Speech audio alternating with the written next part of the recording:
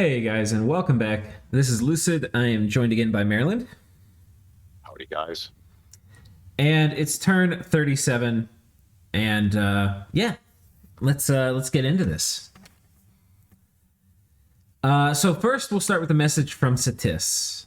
Ouch! That was a crushing defeat. Jotun's choice to continue the war was a good one, it seems. I was expecting a single scrawny thug, a bad choice in hindsight. Otherwise, I would have stuck shrouds on everyone and cast Wrathful Skies. Oh, that's an interesting idea. Shrouding as Sarumancers and... Okay. Okay. Um,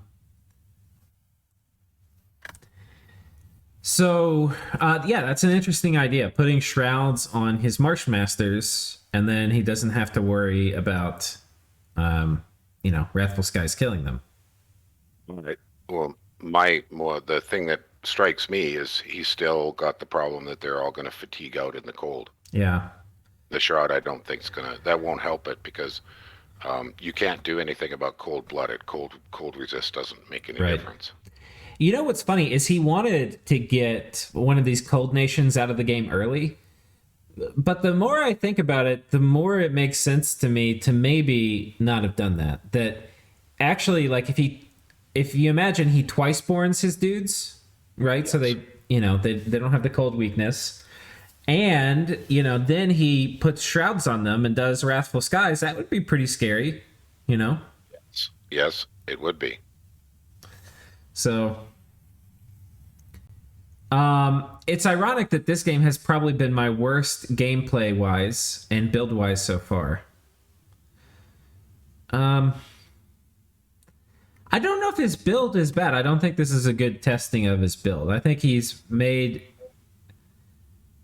Yeah, I don't... Yeah. It's a weird build, and we've had a lot of discussion. It's not his build that went wrong, in my opinion. Yeah. It was his strategic choices on where to fight, who to fight. Yeah. And so on and so forth.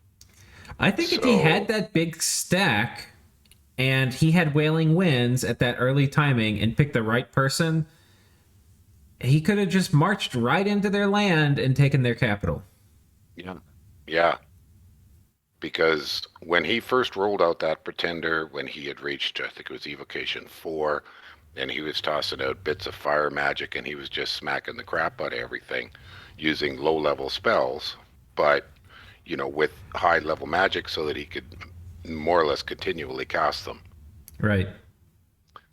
I mean, the Sobex have worked well for Satis as far as line holders and being meat that are really hard to kill. But you still need something killy when they fall asleep. Right. And that's where the evocation, comes into play. Right. Well, and if he didn't attack a cold guy, he'd have been in a better spot. Like if he went after Ulm, why is Ulm... Was Ulm cold 3? Yeah, Ulm is cold. Oh, huh. Yeah, so he basically had to fight End. He did. Or Pan. Well, no, that's a terrible End, border. by the way, would not have been a super easy target for him. It's coming back thinking about it. Because End has... Let's see if we can just see in this... I don't know if his god will be blessed here. Shock resistance 10, so Wrathful Skies wouldn't work. And Sacreds... With End... Okay, where is Sacreds? Are we going to see any here? One second. Let me just search and find it. Sacreds?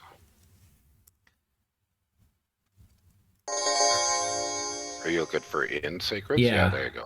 They're... look at this morale. Yeah. Oh, my gosh. They have great leadership. And that's in Hostile Dominion. Yeah. Squad morale bonus? How does he get a 6? Squad morale bonus of 6? That's the first thing that came to my mind. One second. I think it's this. Where are you? The Bishop General? Yeah. No. Prester King. Oh yeah. Oh, Prester King. So he's got the Helmet of Heroes. Oh, okay. Okay. And he's got a bajillion leadership.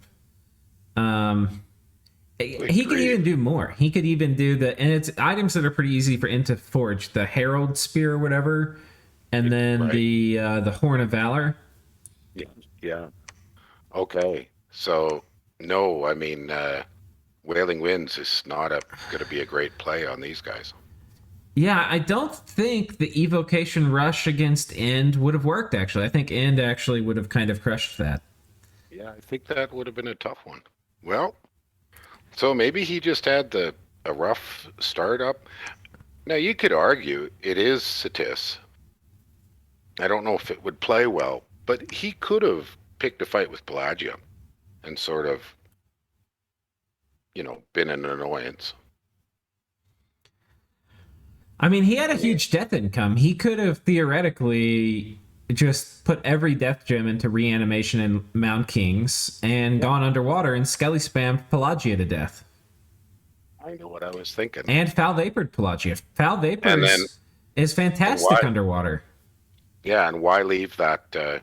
Why leave Pelagia with the fort on that forest? Why do that? Unless Pelagia paid him for it. Yeah.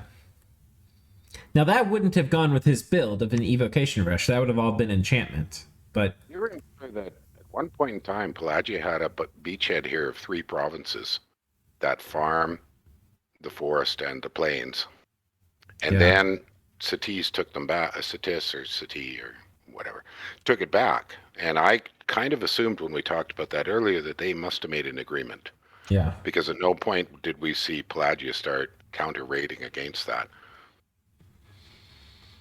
Anyways, that's sort of... So I guess I'm disagreeing with Coconut here in that I think his build was really interesting. I think it had potential. So I don't think it was his build. And we've been talking now for almost 10 turns that this 4-way shenanigans in this little corner around that throne. It's been a bad idea. Well, and nobody's been able to make gnomes ever because they keep... Yeah, it's true.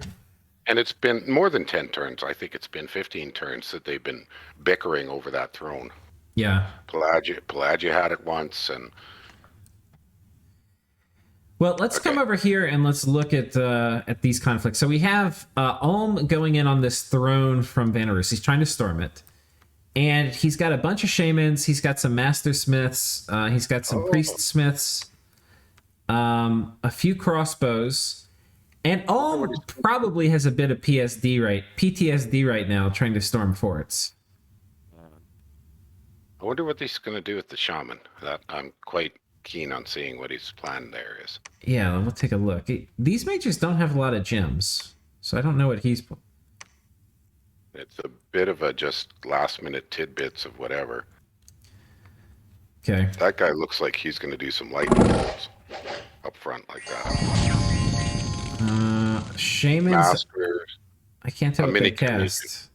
One cast a master. Okay, slave. So it's a mini shaman communion. Yeah, he's lost one of the shamans already, I think.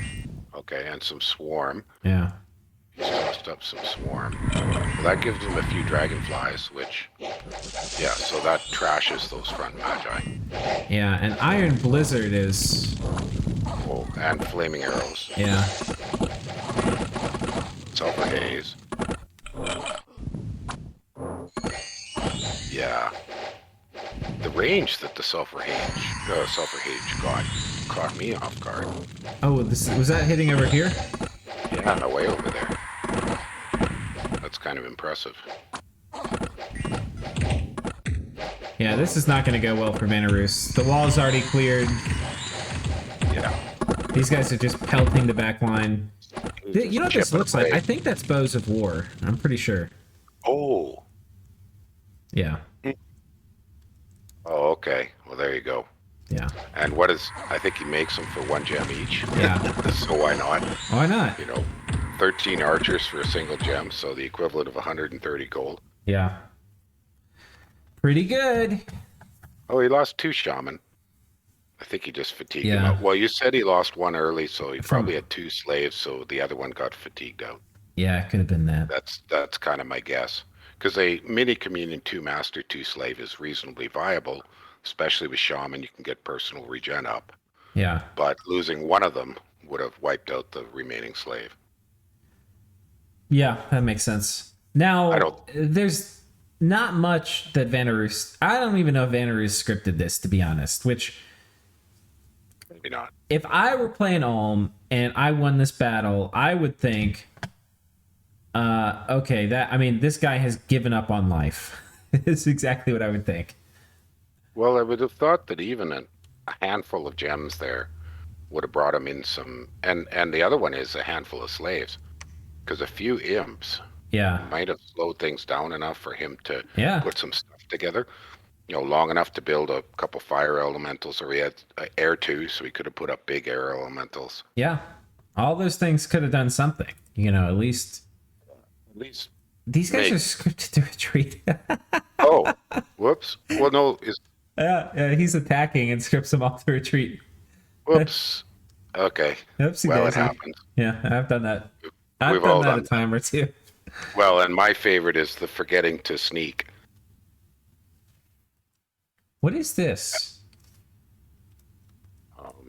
I guess this was an Ulm fort. Did he have this? Where did this fort come from? Did he have this? I don't remember this fort. So this was a Bandar fort. I guess he must have taken this from Vanarus. Yes. Okay, and so then Ulm is pushing down. Well, no, that army there on that fort was the one that was south of Vanarus's capital, and now it's worked its way back. So he raided in a circle around the south of Vanarus's capital. We thought, okay, that's really you're right. risky. You're right. And then he's pulled back to put the siege back on. So I would call that strategically, I would call that a deliberate distraction move. We're just trying to throw the guy off balance without a huge amount of risk. Now, I was not a fan of Ulm persecuting this war, especially with Bandar's cap not being taken, but I just felt I felt it was not going to be a very clean war for him. There's there's the huge Vanarus Mage Corps, and there's a fair amount of Vanarus armies. And it's just going to be really goddamn hard. But so far, he's making tons of hay. It's being super profitable for him. With insignificant losses, he's more or less ignoring the little counter raiders. Right. Vanarus's mini thugs. And he's just continuing to, siege down forts, slowly take the forts, and then lock Vanarus into nothing but his capital. Now, why do you think Vanarus has had a ton of stuff in his capital? I don't know. Okay, it says it's mostly Vanarus sages. Do you think he's got army size enhancers here? Like effigies of war? Yes. Yeah, there's a very good chance of that. All right. But that won't increase the number of magi we see in the scout report. I believe those only affect troops. I think it does affect magi, though. Do you? Yeah, it could be. I think it does. That's actually one of my triggers, is seeing a ton of magi, and that makes me think there's no way he has 100 sages in this fort. Right. There is a way, but it seems unlikely to me. Because I was what got me thinking about this, I was about to ask you, what is he doing with 100 mages in his capital while he's losing the game? Yeah, so, but maybe, paralysis or decision paralysis is a very significant thing. It happens to me. I catch myself having that problem quite regularly, where I'll look at a turn and go, I don't know what to do. Now what? Yeah. And then you just kind of sit there and you put in an okay turn and you do a little counter raiding and but it's far from optimal. Right. I think the thing to do, this is what I'm thinking for Vanarus, is you have to, as much as you can, at some point you play to punish your enemy, but that really shouldn't be Vanarus's mindset for a while. It's gonna be soon, it looks like, but you want to play to win. You don't want to play to not lose right now. And to play to win, you can't give up all these forts, which means you need to mobilize your mage corps. You're not going to outfight Ulm with only troops. It's just not going to happen. That's, 3 or 4 turns ago, when the whole southern border around Vanarus's capital was in contest amongst three nations, that was when he could kind of know Jotun was no longer a threat. He should know right now that Satis is no threat to him, so he can focus. He could focus on countering Ulm. Yeah. You know, right now he is safe, I would say, to mobilize everything in his capital and start punching Ulmish armies, especially the one that can't really get away. And Jotunheim had told us in a comment in one of the last videos, which for you guys will have been a while ago, but that he had offered peace to Vanarus and Vanarus rejected it. So way the other way around. That was that way. He had offered peace because Vanarus attacked him as part of a coalition because he was getting feisty. And then he tried to peace out and Vanarus wouldn't accept it. So I would love to know what is happening here because it seems like you're saying he could get peace with Jotunheim. Jotunheim would probably be very happy for that. Yeah. And Satis is all beat up, so he could have peace with Satis, and he could just focus on Ulm and mobilize his mage corps. Yeah, exactly. Now Ulm's been fighting Vanarus now for quite a while. I mean, it must be 10 turns because he had time to move that stack that's sitting on the fort down, around, back. Yeah. So it's been quite a while. So he's known for quite a while that, you know, Ulm is a big threat to him now. Right. There's trying to remember the name of it. Oh, okay.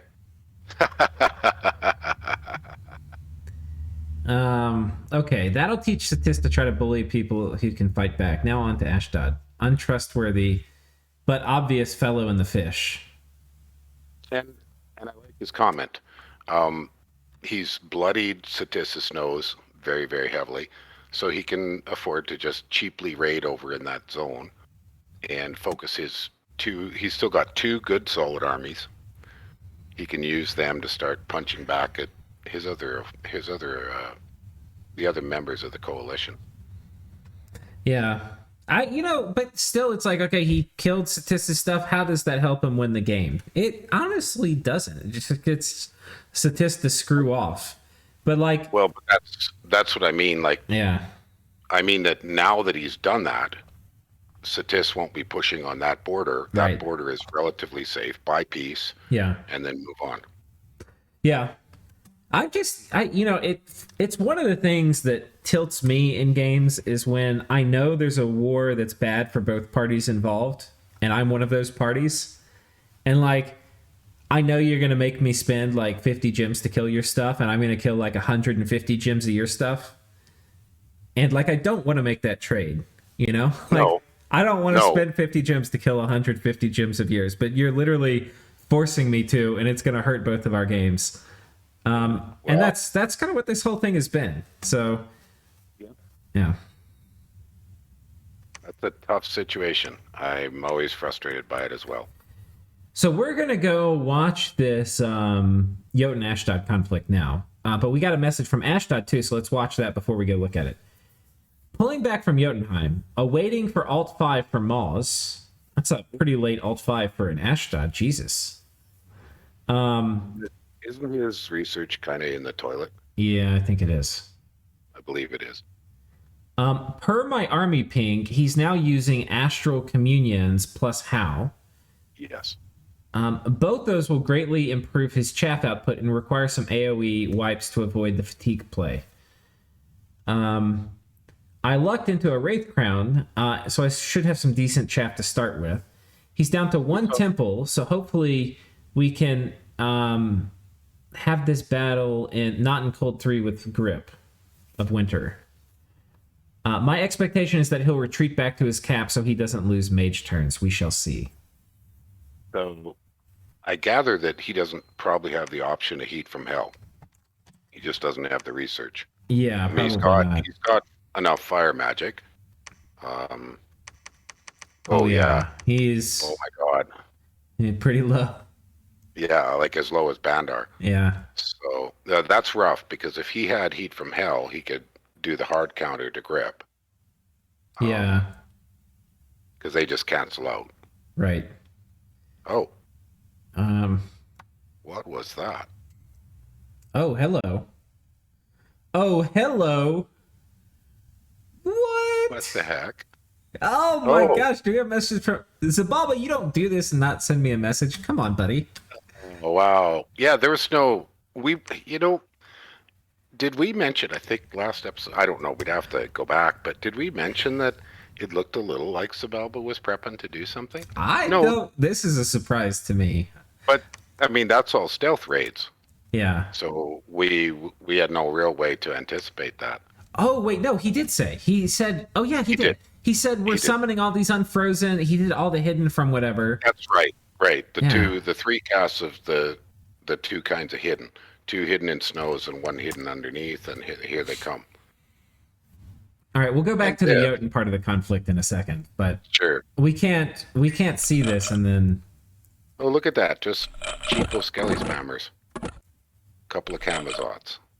Well, that works. That's a very cheap raiding party. They're about 210 gold, I think. And they've got Twiceborn, so he doesn't even care if they die. Oh, they're twice born as well.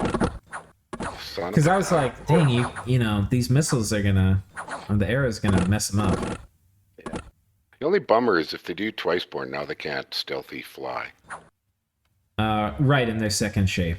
You know what, they might be able to, actually. I can't remember. Yeah, maybe, because they might have a national shape. Most of the undead wing things, though, their wings melt away and turn into just bones. We'll get to see him this game, I'm sure, because if he's twice borning, you know, they're gonna make another appearance. So I'm just mentioning that from playing Nazca, that when Nazca reanimates and gets the Nazca long dead, they don't fly. Right, the long dead don't, for sure. Yeah. So I don't know about the shapes for. I think the twice-born bats are flying and stealthy, though. I think they're both. Okay. But they don't have. They're a lot weaker of a chassis in terms of like the HP and all that than a normal white mage. Yeah. So it's a trade-off. Yeah. Right.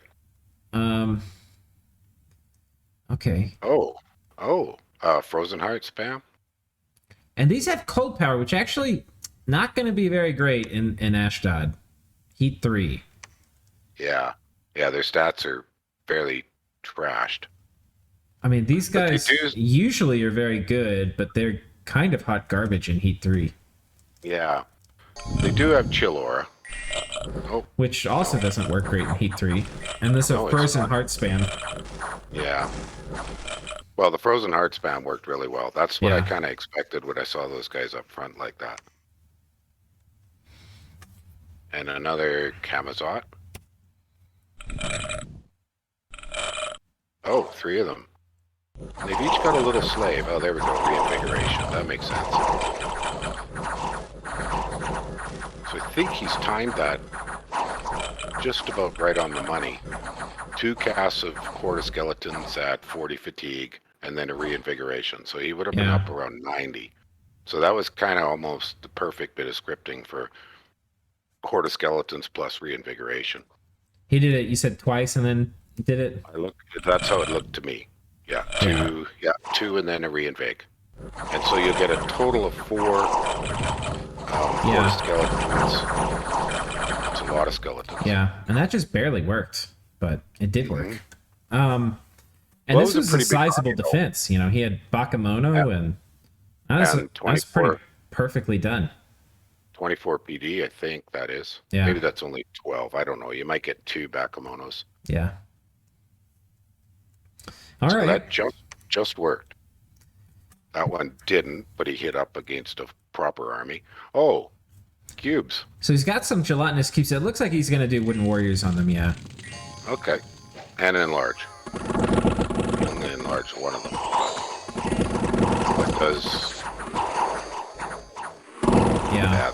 they didn't work. That's about my experience with Oh, he killed an Anakite, though. I guess I kind of want to watch that happen, if you don't mind. I think there's one enlarged cube just eats one of them. Well, how big does it get once it's enlarged? I think they're 5 and they jump up to 6. Oh, no, they're only 5. 4, and then 6. Wait, how would this work then?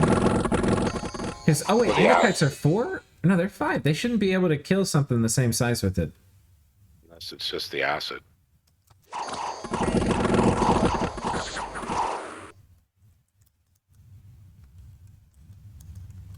Wait, where are the Anakites? Who's getting beat up here? This guy? 28. C1 and 28.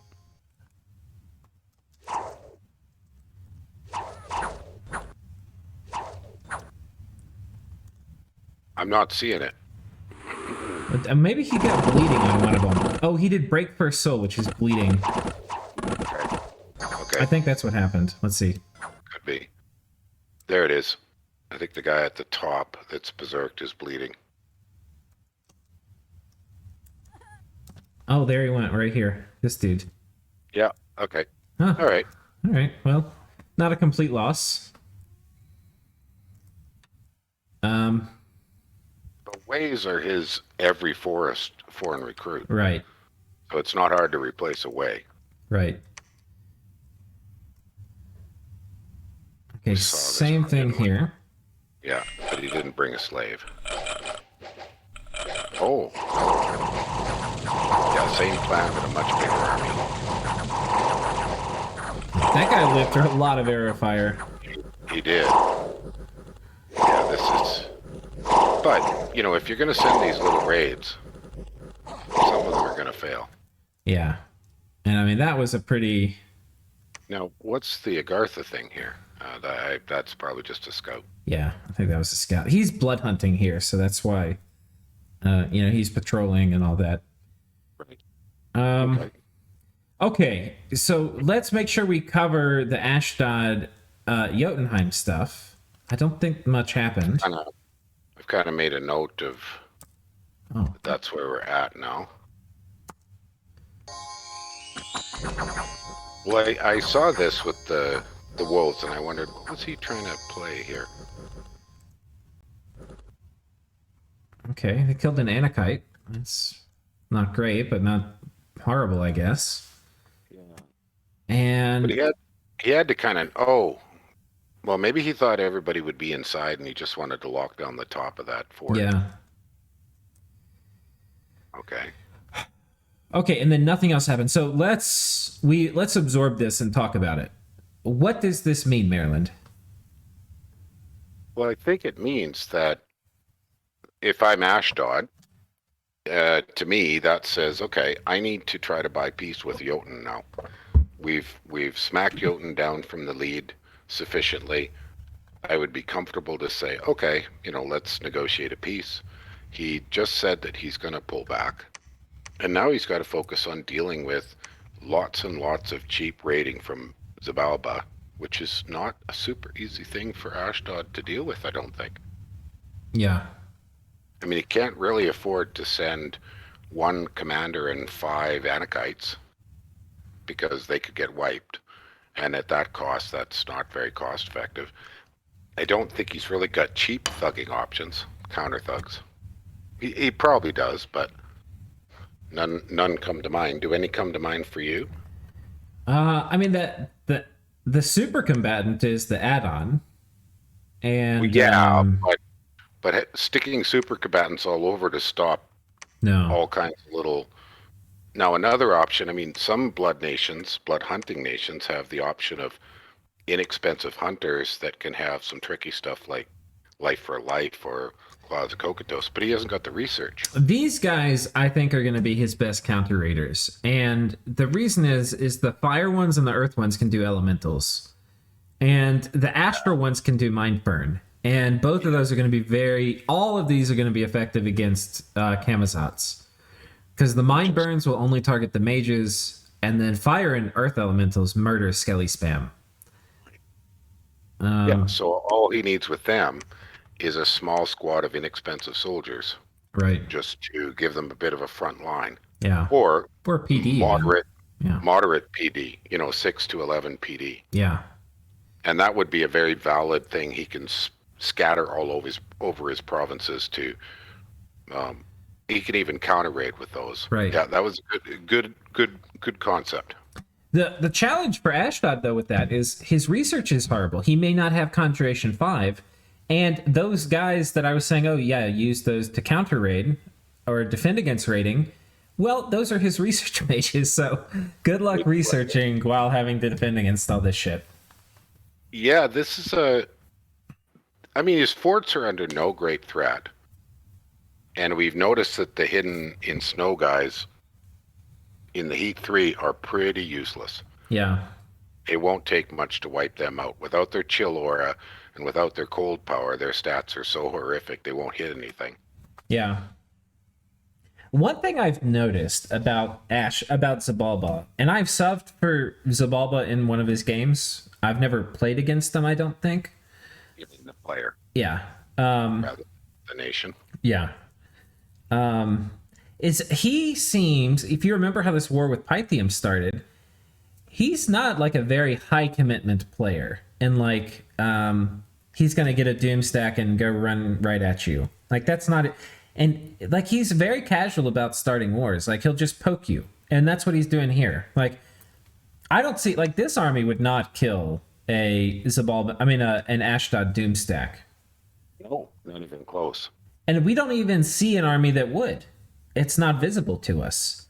But that has not stopped him from saying, okay, let's go start messing with Ashdod. One up in the throne straight to the north would. Right. But he's got to finish off Uruk first. Right. That's his only... If he combined some of them. Yeah. But I would argue that the hidden in snows and the hidden underneaths are probably better defensive units at this point in time. They're really not that awesome on the offense. Yeah, I would agree. Like, keep them back in his own Cold Dominion. And well, actually, no, he doesn't have Cold Dominion either. That's somebody else's cold. No, he does have cold. Oh, he does. Okay. Yeah, every time I see cold now, I'm just thinking, poor Satis. Yeah, there's a lot of you wouldn't expect. Like Ulm, you don't expect cold 3. No. Xibalba, you don't expect it. No. No, this is interesting. Okay, so you were saying make peace with Jotun, which in my opinion, the most reasonable peace would be giving up these two to Jotunheim. That's what I would ask for if I were Jotunheim. Sure. And I think that makes eminent amount of sense now to Ashdod. Or that other one that's the swamp, the frozen swamp just to the east. Right. Pelagia. This one too. I would probably ask for these 3 back. Yeah. And if Jotun gets that, he's now beat up Satis. He has a pretty good chance of coming over here and killing him. Nope. But he's got to kind of punch Pelagia back into the water first. Yeah. Or come over here and kill Xibalba with Ashdod. I think all those things are better than fighting Ashdod, because it's a weird diagonal war for this. Yeah. So getting your territory back, I'd be really interested to see if that diplomacy happens, because that makes these guys fixing their thing and then Jotunheim attacking either Xibalba or Satis makes a lot of sense. So, what other messages do we have? Any related to this 3-way? Because we're talking over just Ashdod. Okay, so we're kind of going over this 3-way, the Jotun, Ashdod, Xibalba shenanigans, which is very interesting, and I think there's a lot of diplomatic options possible. You know what I think? I think the entire map may be connected in one war now. It's almost like one giant multifaceted war. Hang with me. We'll start with Xibalba. All right, we'll see if we can come back to Xibalba. Xibalba is fighting Ashdod. Ashdod is fighting Jotunheim. Yes. Jotunheim is fighting Satis. Satis is fighting Vanarus. Vanarus is fighting Ulm. Ulm is fighting Bandar. Bandar is fighting Vanheim. Vanheim's fighting Vanheim is fighting Pangaea. Has that started yet? No. Okay, that actually has not started. Okay, never mind. We can't. I don't know if I can completely connect it, but then I was gonna go to like Pangaea, and then back to Uruk, and then Uruk is fighting Xibalba again, and then we're done. But I guess these two are independent. No, Pangaea is attacking End. Pangaea is poaching on Agartha. On End. Yeah, well, he poached Agartha, Oh but yeah, said he was going to yeah. go on end. He's poaching into Agartha. Right, Is yeah. what I meant. Yeah. So basically, declared war on Ind. Yeah. Vanheim is almost a free agent right now, though. Yeah. Which is Because scary. yeah, because he's reached a point where he doesn't have any really good borders with anybody he wants to fight at this point. Yeah. And he's got a lovely piece of territory.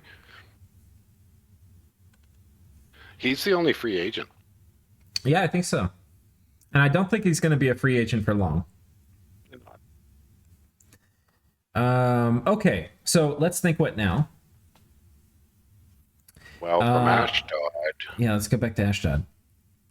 and then from Xibalba, that kind of leads, we've talked Ashdod, Xibalba, that kind of leads to a brief discussion of what's left of Uruk. Yeah. One thing I just want to say tactically is I think flaming arrows here is the thing. Because he has all these slingers to get his blood economy going. And the slingers are actually very good against skelly spam if you have flaming arrows. The question is the if. His research is so bad. Yeah. But it's not hard. I mean, Enchant 4 is not Yeah. a difficult research goal. Yeah. Okay. Pelagia.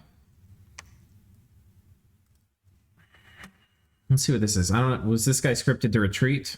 Oh my god, that is a big force.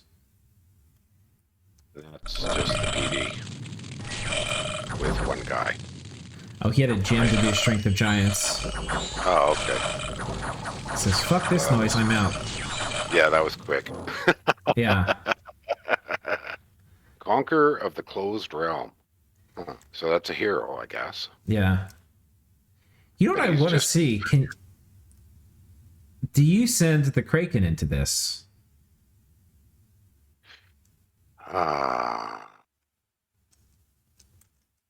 If he has some of the powerful blood spells, like Leech or something, that could be pretty painful on a Kraken. I think I would teleport the Kraken into this. Yeah? Now, the problem is the battle will time out, and then the Kraken's going to run. But who cares? I don't think you can kill it. I don't think Jotun can kill the Kraken. Yeah, they can't kill it. And the Kraken will kill all these guys. The only question is, does Pelagia want to do that? And the problem, I think, for Pelagia now is that with Xibalba attacking, this is kind of, we're working our way through all the ripples of what just happened this turn. Right. With Xibalba attacking Ashdod, Ashdod's job was to finish off Jotunheim. Right. If Ashdod finished off Jotunheim, then that would guarantee Pelagia, potentially a very big, peaceful beachhead here where nobody would mess with him, and he would get, like all these provinces and maybe these. But so long as Jotunheim's alive, he's probably not going to be okay with Pelagia having all this. We can remember what he told us when I interviewed him, is that he wants to play spoiler. So I think I would interpret that to meaning he wouldn't mind just pulling back and then looking at the next target to keep somebody from winning. And yeah, but he probably would still like having more land. Like, this is Xibalba attacking Ashdod is a very bad development for Pelagia. Yeah, it's not terribly helpful. So Pelagia has an army sitting in that one plains, moderate size, just above what's in there, wave warriors and heavy cavalries.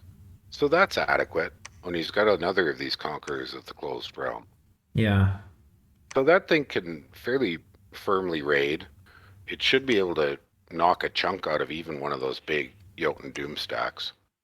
Yeah. And I don't think he needs to worry about if he loses it. I'm assuming he's buying the heavy cavalry in the fort he just took a couple 3 turns ago.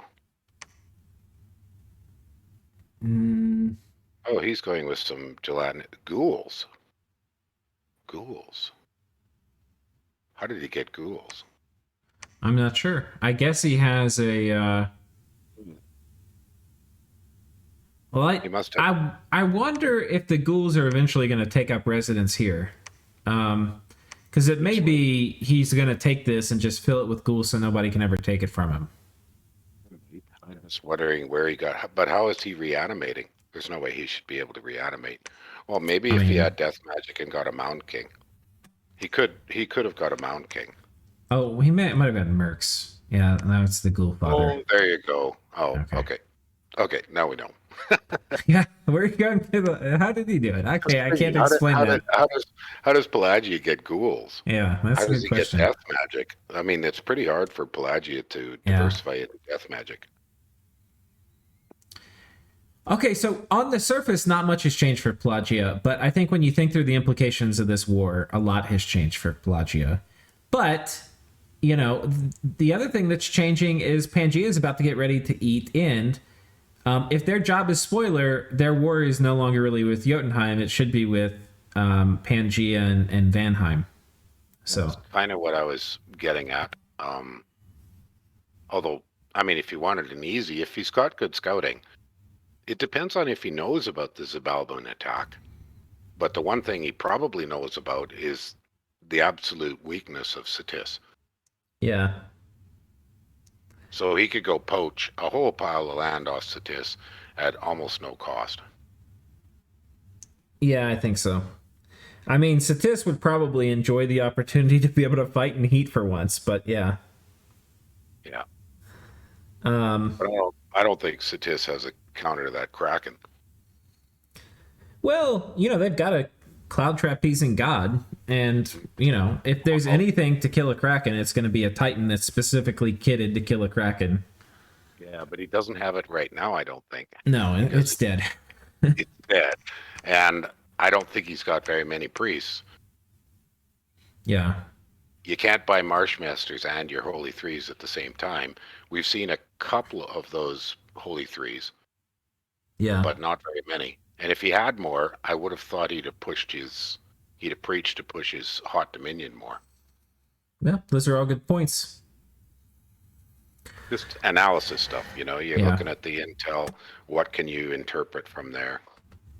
That reminds me of one of the hardest things to figure out in intel is how many gems could somebody have overcast a global with? I mean, that's a complicated topic in and of itself, but you say how many gems per province, and then kind of guess how many of those will be the gem of the right type, and then how many has he spent on other things, and did he just save all his gems so he can overcast like a nutball? And also the one you never know is how many did he buy? Right. Yeah, I think it's pretty hard to know these things. I think you try to guess, but hard. It's like a black art. Yeah. So it's interesting that we have so few globals, but we have people with more than sufficient research. Yeah. So Ulm is trying to break into Bandar Log. That didn't work. Didn't even almost work. Let's take a look at this guy. The god's there. Oh, the gods? Oh, this changes things. Oh my gosh. That is a lot of open item slots. And Wailing Winds. And I mean, his research is probably terrible, but. Yeah. I mean, you know what he could do? I mean, because Ulm has heretics, and I think they get holy. I can't remember. Maybe the. Well, the Great Sita also is a teleporter. Yeah, these guys are holy too, I think. Yeah. Yeah, he could probably get rid of... Whose Dominion is here? Bandar's. Amazon Prime? Is that... Well, it's worth checking. Yeah. Okay, it is Bandar's. Yeah, I mean, he could potentially try to get Bandar's Dominion out and then try to kill the god. It wasn't an issue until now, but... Storm kill him, yeah. Well, at least when you fight the god, you're fighting him in hostile... in your Dominion, not that god's. But... We also kind of know that Bandar probably has absolutely zero gems except his capital income, which is 5 or 4. Well, what has he spent them on so far? He's built 1 thug. That's true. That's true. Because we haven't seen him summon much. No. Hardly at all. Well, maybe he does have gems. So we'll see, but this is going to throw a wrinkle in it. Yeah. It's very unlikely he has air or death gems. Yeah. For his god to use. I mean, if he did, that he could maybe buy them. Yeah. You know, he could trade with Vanarus. Vanarus, I would think, would be quite willing to negotiate things. Yeah, I'm sure he could find somebody to forge him stuff. I mean, that's usually never a problem if you're down to your capital. I think everybody in the game is always happy to help somebody defend their capital with items.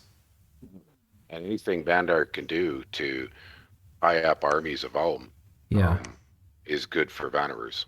Yeah. Well, I think we've covered everything now. Yeah, so I've only got on my notes here. I've only done that. We've done 9 nations. Who we didn't say anything about Pythium. Oh wait, we haven't done Ind and Agartha. Okay, that's correct. We haven't done Ind and Agartha, and that would finish us up. Okay, so nothing happens here. Ind moves this army. He's taken this. He's got a chaff army sieging this. And Agartha pulled back. Yeah, Agartha was here. Yeah. And is just returning, hitting this guy every single time. Oh, foul vapors! What an asshole!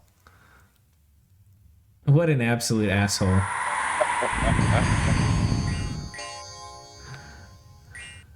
Oh my gosh! Now, does he have returning on him? No. I guess he's gonna script it.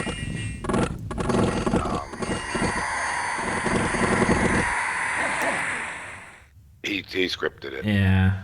Yeah, that didn't. Well. 50 guys. Ooh.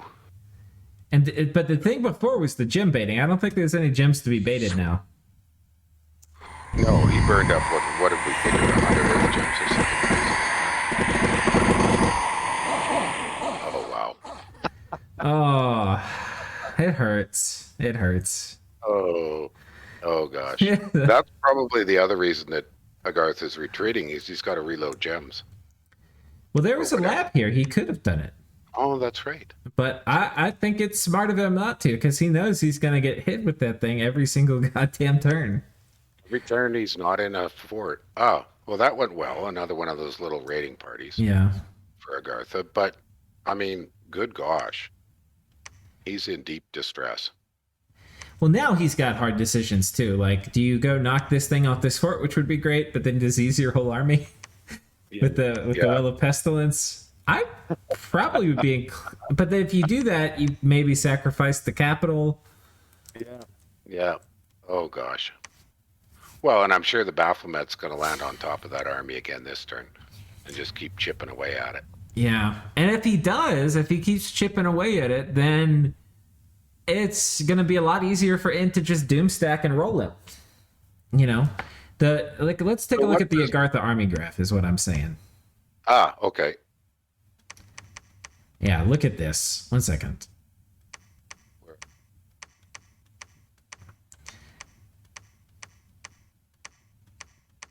Oh, yeah. Oh, wow. Like, compared to when this war started, which was right here, where Agartha had twice as much stuff as him, and now has twice as much stuff as Agartha. Yeah, that's painful. That is painful. Yeah. It's the beginning of the end now for Agartha, I think. It sure is. All right, I'm looking through my notes to see. Well, we really haven't said anything, but when we're finished here with the Agartha war, we haven't said much about Pan. That's sort of the last thing on my list. Okay. Yeah, I don't think there's much more to say here. So, Pangaea, we were kind of expecting they might attack in, because they said they were going to go after him. They've got stuff here. There's a lot of White Centaur missing. I think he's got a stealth army somewhere. I don't know where it is. I'm guessing it's here. Maybe. And but it had to come... The White Centaurs were up in Uruk just 2 turns ago. Yeah, I know. Where are they? That's what I mean. So yeah. They could have... Yeah, I see which way they could have gone. Yeah. I just had to review the map. So they could be anywhere in that zone. And then down here... he had some. I forget what did he use to raid these two. I can't remember. Was it thugs? Centaur thugs. Yeah. The Centaur thugs. The Hierophant thugs. Very inexpensive. And that's a decent army. You know, that can grab some Yeah, he's got some crossbowmen. Yeah. He's got Nothing a lot of amazing. white centaur over here. Oh. Wonder if he was anticipating that Pelagia was going to start doing the spoiler. Yeah. So, okay, big thing's probably going to happen with Pangaea soon, but we're not sure exactly where or when or how. But Yeah. not much action this turn. Yeah, exactly. All right. Well, I think that covers it. I've got that base, except for anything we have to say about Uruk, which I don't think there's hardly anything to say. No, he's hanging out in got this one one- fort. He's got one tiny little raiding army that's got a little bit left, and that was the one that was in the water, Yeah, and that's it. that's it. All right, guys. It's a wrap. That's a wrap. See you next time. Bye-bye.